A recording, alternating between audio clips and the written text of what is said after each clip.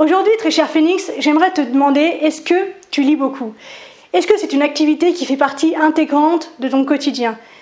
Ou au moins, est-ce que c'est une activité que tu pratiques de manière régulière? Et si oui, est-ce que tu as déjà eu ce sentiment, en refermant ton livre, que quelque chose en toi ou dans ta vie, dans ta perception, dans tes ressentis, avait changé?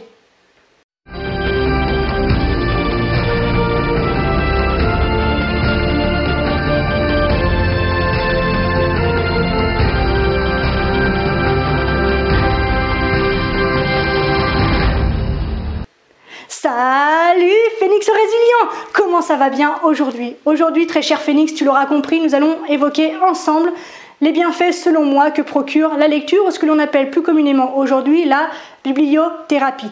Mais avant de commencer, je souhaite me présenter auprès de celles et ceux qui ne me connaissent pas encore. Je suis donc Marie Perron, fondatrice de Phoenix Coaching. Et mon objectif, ma mission à travers cette chaîne, mes contenus, mes différentes formations, mes accompagnements, c'est tout simplement que tu puisses te reconnecter à ta valeur réelle. Que tu puisses comprendre la richesse que procure l'amour de soi pour que tu puisses enfin te libérer. Donc si ce programme t'intéresse, n'hésite pas à t'abonner, voire même appuyer sur la petite cloche pour recevoir une notification à chaque fois qu'une nouvelle vidéo sera publiée sur la chaîne. C'est parti donc pour les bienfaits de la lecture. Alors avant d'entrer vraiment dans le décompte, dans le top 5 des bienfaits qui selon moi sont procurés par la lecture, laisse-moi te dire qu'en ce qui me concerne, j'ai toujours aimé lire. Quand j'étais petite fille, c'était le dernier instant de ma journée, un instant que je partageais dans la complicité avec ma maman, juste avant de m'endormir, l'esprit tout émerveillé et de reprendre le lendemain ma journée dans la joie et la bonne humeur. Malheureusement, un voile noir est apparu sur notre famille et tout s'est écroulé peu à peu. Et à mesure que notre univers s'effondrait, les distractions se faisaient de plus en plus rares jusqu'à disparaître totalement. Et c'est qu'au moment où j'ai tout quitté pour tout recommencer et que je me suis retrouvée là, plantée là comme un radis, comme une idiote, que je me suis dit, et maintenant? Super, t'es parti et tu fais quoi? Tu vas où? Tu deviens qui? Tu deviens quoi? À ce moment-là, j'étais seule, sans aucun avenir défini, et je n'avais même pas un rêve pour me porter. J'avais véritablement le sentiment d'être moins que rien, de n'avoir aucune valeur. La peur, la honte, la douleur et la culpabilité me nécrosaient de l'intérieur à chaque seconde de ma vie. Je n'étais absolument rien. À ce moment-là, on peut même dire que j'étais une représentation physique et matérielle de ce qu'on appelle le néant. Je n'étais absolument rien. Jusqu'au jour où j'ai mis le nez dans le livre qui s'appelle « La plus belle histoire du monde » écrit par Hubert Reeves et quelques autres auteurs et scientifiques qui aborde avec simplicité, amour et humilité l'univers, la vie, l'homme, bref, la plus belle des histoires puisque c'est la nôtre. Et depuis que j'ai mis le nez dans ce bouquin-là, je me suis littéralement goinfrée de bouquins. Fiction, philosophie, thèse, psychologie, poésie, BD, ce que tu veux. Chaque livre que j'entamais me tenait compagnie comme un ami pour m'apaiser, me réconforter ou encore me guérir et me donner de la force. Mais ils m'ont aussi parfois bien bousculé, parfois réveillé et d'autres fois éveillé. Ils ont donné véritablement un nouveau souffle à mon histoire de vie. Ils l'ont chamboulé au point de lui faire prendre un virage à 90 degrés et de complètement la transformer. Chez moi, actuellement, j'ai plus de 900 bouquins que j'ai tous lus au moins, je dis bien au moins, 2 fois en une petite dizaine d'années. Et je continue de lire encore et toujours. Et c'est pour ça que j'avais vraiment envie de partager avec toi tous les bienfaits que j'avais pu relever au fil de mes lectures. Il y en a 5 qui réellement réapparaissent très régulièrement et que j'avais vraiment envie de partager avec toi. D'autant que dans les questions que je t'ai proposé de me poser, j'en ai reçu beaucoup qui concernaient mes lectures ou ce que je ressentais de la lecture ou si je le conseillais ou non. Bref, donc c'est le moment ou jamais de partager sur le sujet. 5 bienfaits donc selon moi procurés par la bibliothérapie, utilisons des mots scientifiques. Premier bienfait selon moi, c'est que la lecture déjà peut aider à combattre la dépression. Il a été prouvé scientifiquement que la lecture régulière permet de diminuer de plus de 68% en moyenne l'état d'anxiété ou de stress. Alors comment est-ce possible? Tout simplement parce qu'un bon livre met à contribution absolument toutes nos capacités d'imagination, d'émotion et de réflexion. Et de ce fait, en fait, il réécrit notre histoire par ce qu'il génère en nous. Un bon livre peut nous aider non seulement à laisser nos propres problématiques de vie pour un moment, mais aussi d'acquérir une nouvelle perception sur eux et donc d'en changer les perspectives.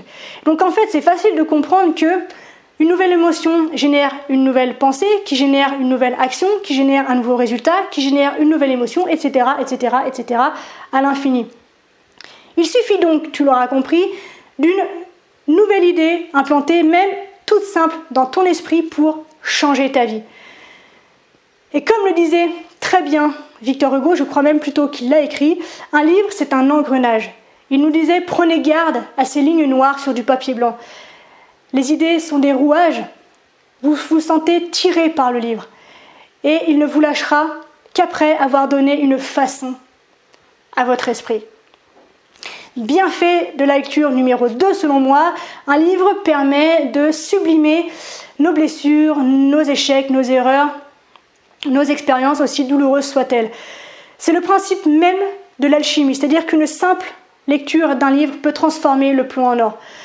Un livre, ça permet de penser et de penser nos douleurs, nos blessures, nos cicatrices.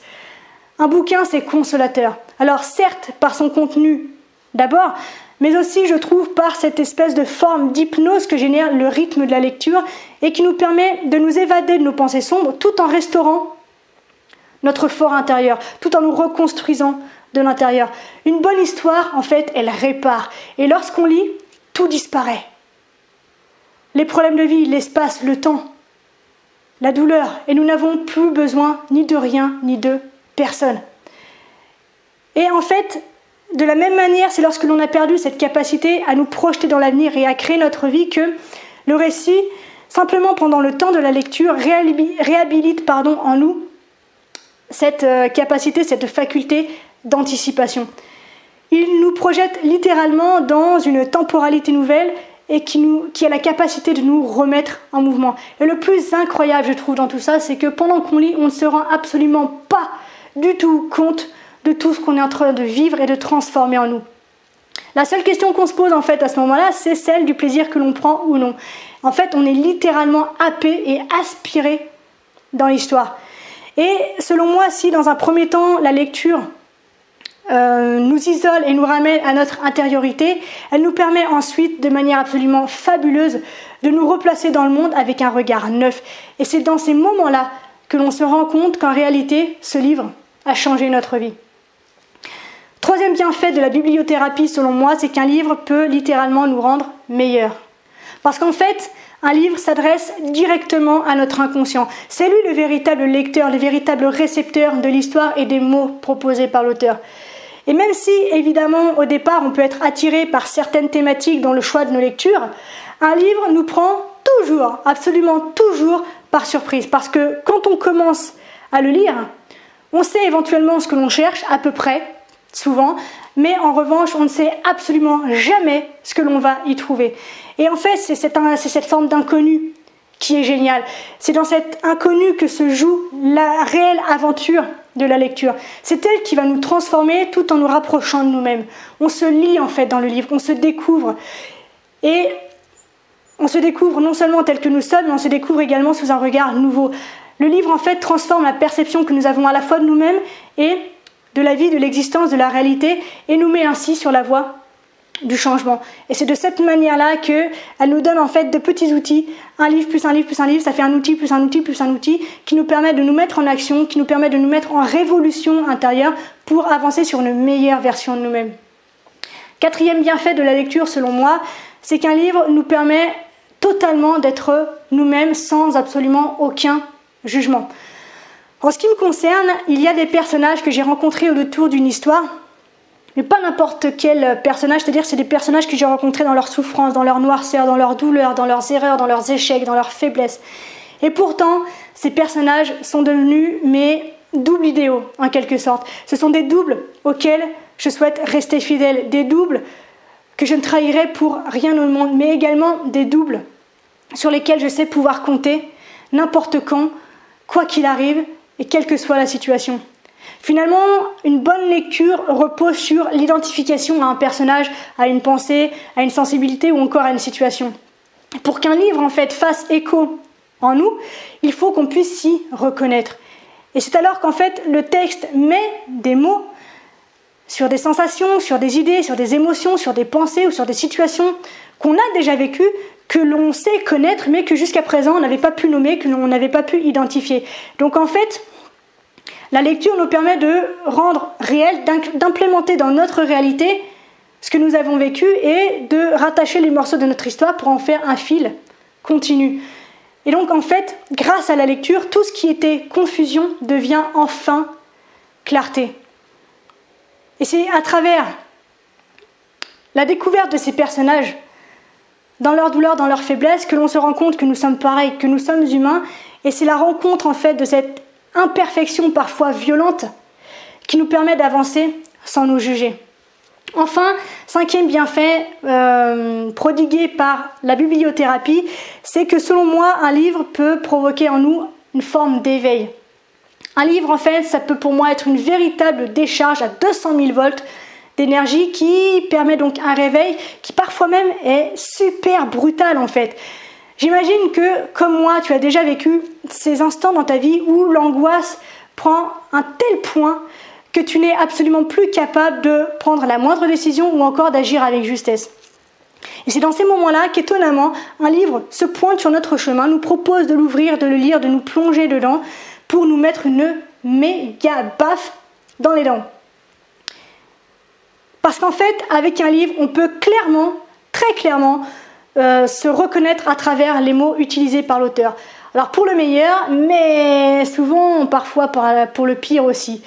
Et c'est dans ces moments-là qu'on prend des baffes, qu'on se dit mais oui, c'est ça, en fait je suis en train de vivre ça, oh, mais putain en fait je suis comme ça. Et donc en fait cette faculté qu'a le livre de nous éveiller sur ce que nous sommes réellement, je trouve qu'elle est absolument fabuleuse. Et donc en fait ce qu'on apprend à travers ça, c'est que le sens final d'un livre, d'une lecture, il est donné finalement par l'état psychique dans lequel on aborde notre lecture. Par exemple, il y a beaucoup de livres que j'ai relus plusieurs fois, dont un que je lis tous les ans depuis que j'en ai 6, et pourtant, à chaque fois, je découvre quelque chose que je n'avais pas saisi avant. À chaque fois, j'apprends de nouvelles choses. À chaque fois, je relève un détail que je n'avais pas relevé avant.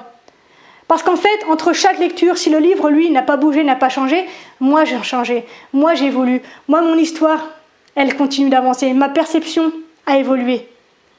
J'ai mis en place des actions et des changements qui me permettent d'avoir une autre compréhension de ce que je lis et donc de qui je suis, et de pouvoir continuer à avancer, à m'améliorer, à évoluer et à grandir.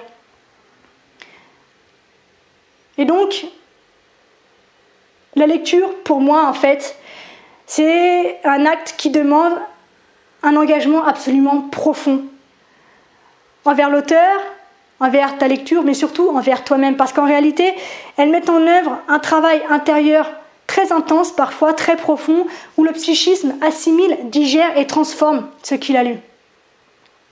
Donc voilà 5 bienfaits que je peux te livrer selon moi, prodigués par la bibliothérapie. J'ai simplement envie de finir cette vidéo sur une citation très amusante, très jolie en l'occurrence de Jules Renard, qui dit que « Quand je pense à tous les livres qu'il me reste à lire, j'ai la certitude d'être encore heureux. » Et j'ai envie de répondre à Jules Renard que je suis dans le même cas que lui. Quand je vois tout ce qu'il me reste à lire par rapport à l'âge que j'ai aujourd'hui, je suis convaincue du bonheur qu'il me reste à intégrer et à cultiver. Donc voilà, très cher Phénix, c'est tout ce que j'avais envie d'aborder avec toi aujourd'hui. Comme d'habitude, n'hésite pas à interagir avec moi via les commentaires, à mettre un pouce bleu si ça t'a plu, à mettre un pouce en bas si ça t'a déplu, à partager la vidéo si tu penses qu'elle est intéressante, si tu penses qu'il y a des passionnés de lecture qui seraient intéressés par ces bienfaits que j'ai pu relever. Toi, dis-moi d'ailleurs si tu as pu te connecter à ce type de ressenti, à ce type de résultat à l'issue d'une lecture. N'hésite pas à me dire comment est-ce que toi tu vis tes différentes lectures. Et bien sûr, si tu veux continuer à recevoir mes vidéos, n'hésite pas à t'abonner et d'aller un petit peu plus loin en appuyant sur la toute petite cloche qui te permettra d'être mis au courant à chaque fois qu'une nouvelle vidéo apparaîtra sur la chaîne. Je te laisse, d'ici là bien sûr, prends soin de toi, sois reconnaissant envers la vie et surtout, n'oublie jamais que tu es la personne la plus importante de ta vie et que de ce fait, tu mérites ce qu'il y a de meilleur. Je te souhaite une journée absolument extraordinaire, une magnifique semaine pleine de lectures et de découvertes. Je te dis à très bientôt, je t'aime, ciao.